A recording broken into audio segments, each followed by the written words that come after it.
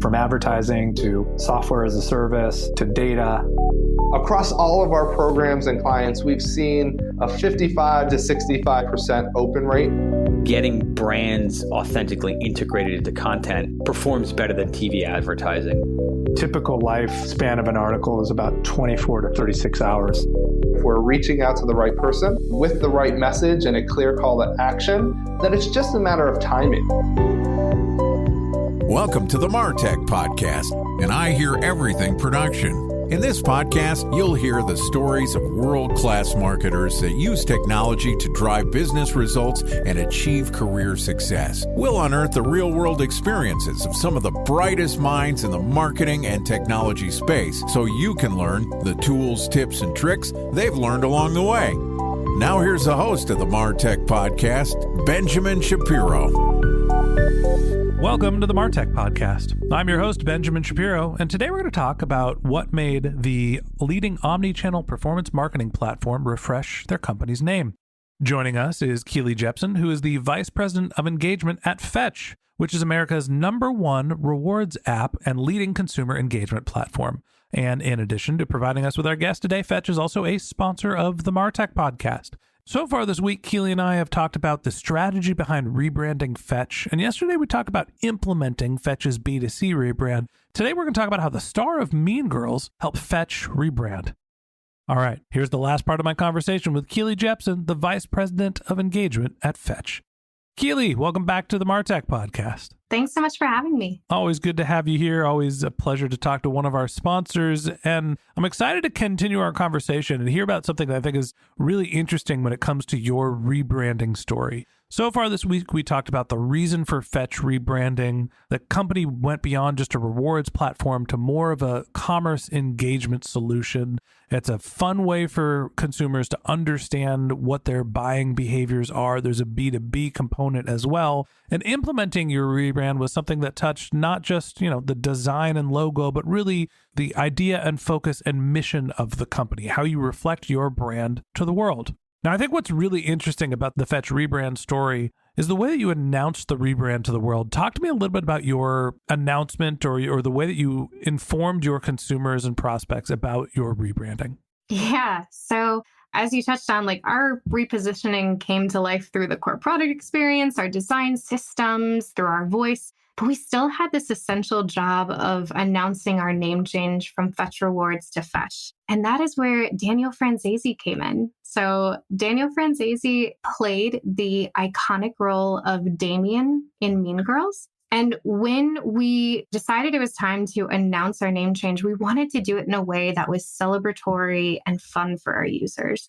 So we landed on riffing on the iconic quote from Mean Girls to tell the world that Fetch happened.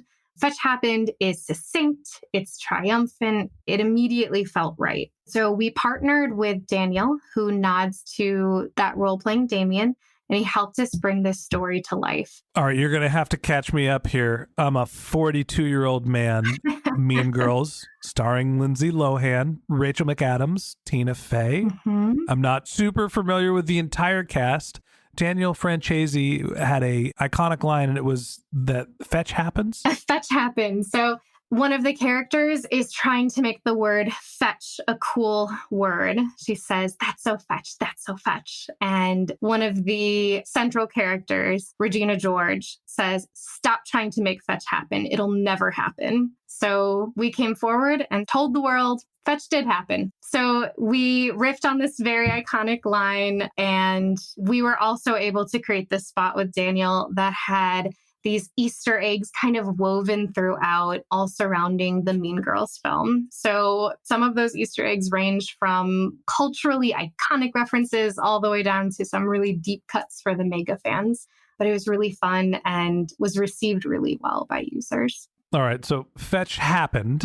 I'm looking here. There's a YouTube video, Make Fetch Happen, promoted by Fetch a month ago. You work with the talent. You make this video. Talk to me about syndication and how was the message received? How did you make more of it other than just publishing a YouTube video?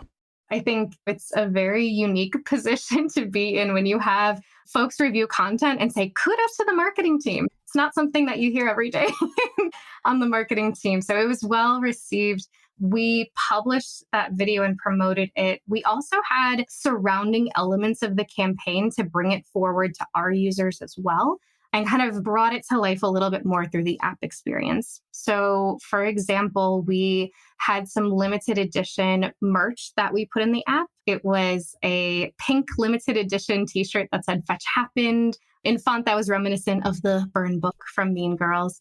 And we also showcased a number of coinciding offers, the So Fetch picks, and they were all tied to elements from the movie. So, for example, we had toaster strudels for Gretchen Wiener's father, who invented them. We had Sargento cheese for Regina's cheese fries. And I think some of those supporting elements helped really bring that story to life for our users and get them excited. It also delivered tangible value back to our users in the form of offers and giveaways, which I think helped make the campaign really special. And it was important for us to give back to our users as part of this celebration, because at the end of the day, it really was our loyal, amazing users who made Fetch happen. I think it's a hilarious story. I love the parallel to something that's in pop culture. I guess the question that I have is, there's guys like me. I did not watch Mean Girls and don't know that Fetch happened. Talk to me about the application of Mean Girls. Is this something where you felt like your consumers were of an age and demographic where that is universally known? I'm basically trying to work this question around calling myself an out-of-touch old guy.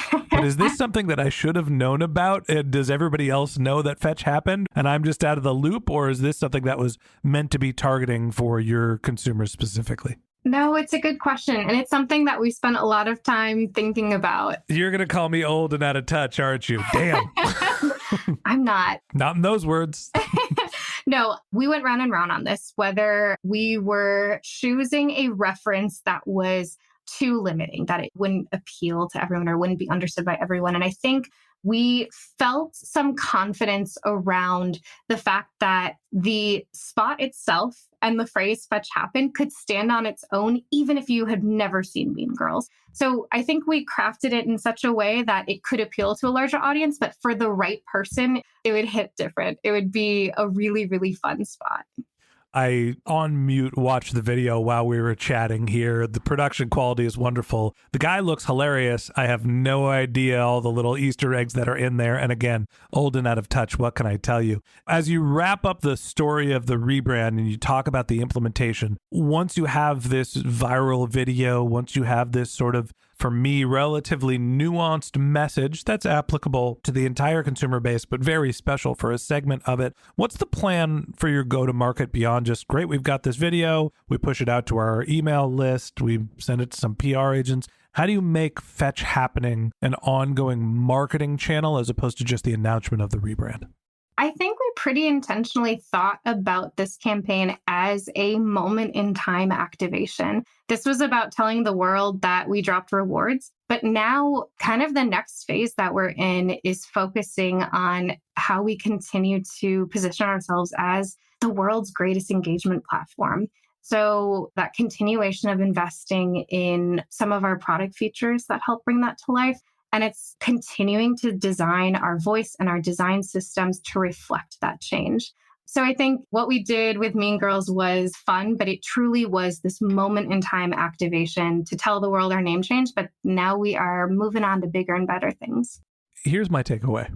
You've used the word intentional multiple times, and it feels very authentic to me that the thought process for going through your rebrand and understanding who you are and how your product and company was evolving meant that you need to have intention in terms of how you reflect that mission to the world. Your implementation strategy, going through your new content, but also some of the existing assets you have and understanding how they needed to reflect your current mission, and even down to the launch announcement, using some pop culture, using your star from Mean Girls, it all feels cohesive and logical and, as I said, intentional. So first and foremost, kudos to you. It seems like a rebrand well executed. Congratulations to you and the Fetch team, and thanks for coming on the show and being my guest. Thank you so much. Pleasure to be here.